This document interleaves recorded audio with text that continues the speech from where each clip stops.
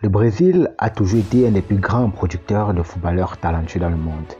Pelé, Ronaldo, Ronaldinho, Robinho, Cafu, pour n'en citer que ceux-là. Un énorme puits à talent pour certains grands clubs européens comme le Real Madrid. Florentino Pérez, dans sa vision footballistique du Real pour le futur et conscient de ce fait, cherche à inclure le maximum de talents brésiliens. Ces 5 dernières années en particulier, l'effectif madrilène s'est renforcé sur presque tous les secteurs du jeu en faisant venir des talents oriverte, en l'occurrence Vinicius Junior à l'été 2018, Rodrigo Goes en 2019, Militao et même récemment le prêt de Vinicius Tobias en provenance du Shakhtar Donetsk. Et dans 2 ans, comme une nouvelle coutume, un autre Brésilien va déposer ses bagages dans la Casablanca. Il s'agit cette fois-ci d'Hendrick de Palmeiras, un joueur promis à la gloire qui a déjà fait ses preuves dans le championnat brésilien. Alors dans cette vidéo, on ne va pas s'attarder sur tous les secteurs du jeu, mais seulement à celui de l'attaque. À quoi ressemblera le projet de l'attaque madrilène avec ces 3 Brésiliens, Vinicius Junior, Rodrigo et bientôt Hendrick. Ce trio sera-t-il le futur de l'attaque des merengues? Tant de questions que tu te poses toi aussi sûrement. Alors, rejoins-nous.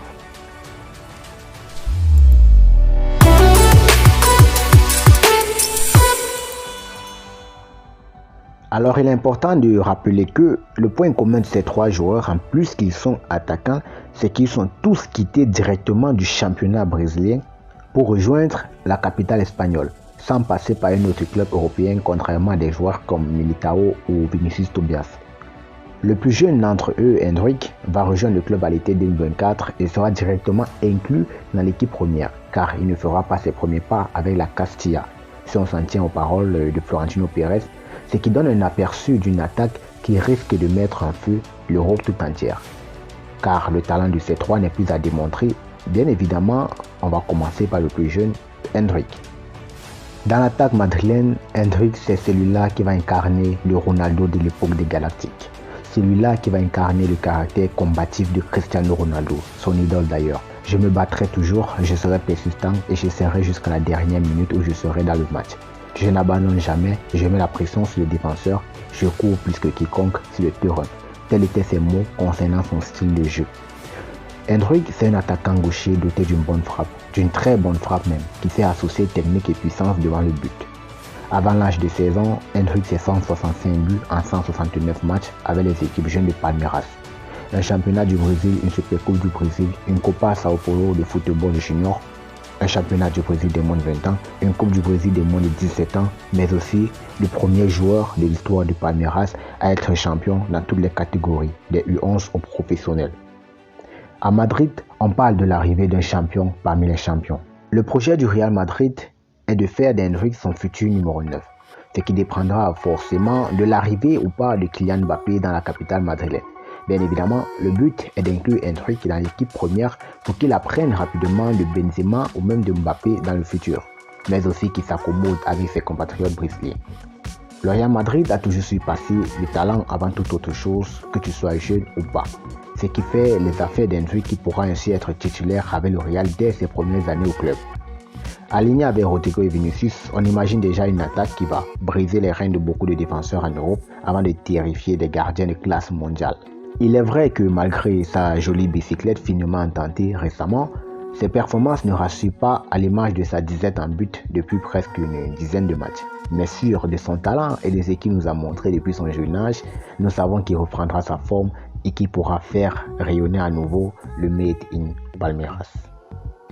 De son côté, deuxième plus jeune de l'effectif, Rodrigo n'a sûrement pas eu autant de lumière que son compatriote Hendrick, mais il n'a pas tardé à faire comprendre au monde entier que le futur du ballon rond passera aussi par lui. Le 6 novembre 2019, le Real Madrid accueille Galatasaray dans le cadre des phases de groupe de Ligue des Champions, un grand soir européen qui a mis en lumière tout le talent d'un gamin de la Castilla.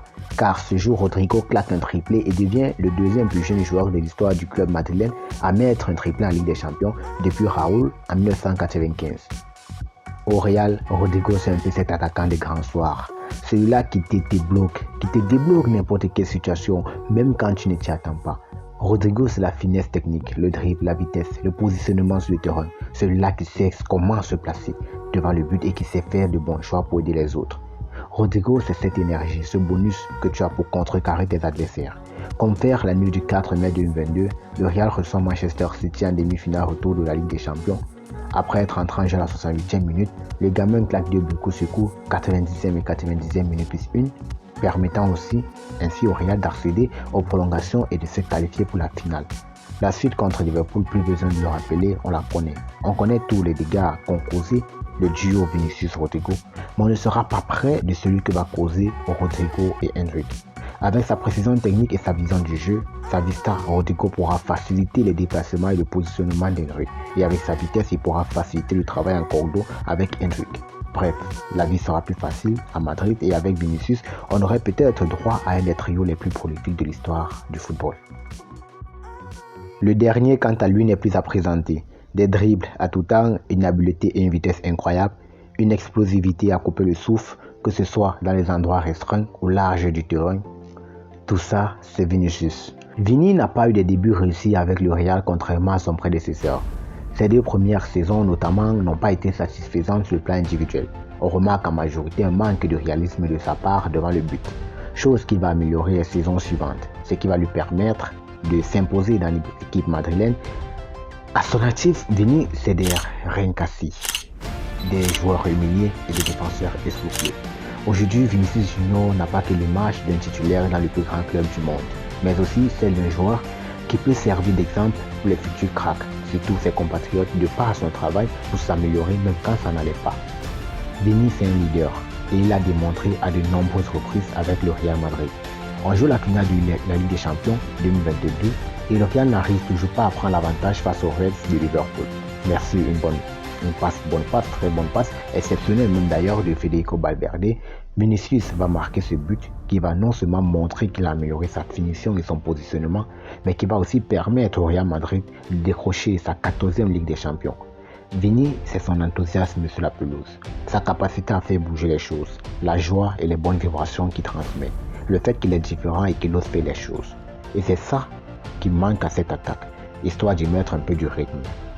Dans ce trio, Vini serait l'étincelle, celui-là qui va déclencher tout le reste. Alors la famille, c'était un peu ce que je voyais dans le projet madrilène avec son inclusion des Brésiliens dans le secteur de l'attaque. Alors là, ça concerne uniquement le secteur de l'attaque et on va voir ce que ça va donner peut-être avec le départ de Carlo Ancelotti en été et peut-être l'arrivée de Kylian Mbappé. Tout peut changer. Donc, mais ça, c'est seulement concernant l'attaque avec les Brésiliens. Parce que d'après ce qu'on voit, d'après le projet Florentino Pérez, on voit de plus en plus une inclusion. On voit de plus en plus une envie de faire du Real Madrid une attaque brésilienne. En fait, de faire du Real Madrid l'attaque même de la sélection brésilienne. Et avec des joueurs très jeunes, Vinicius Junior, Rodrigo et Endrick. C'est très jeune comme attaque. Et très talentueuse d'ailleurs. Donc, c'est ce trio que je vois pour le futur des Merengues.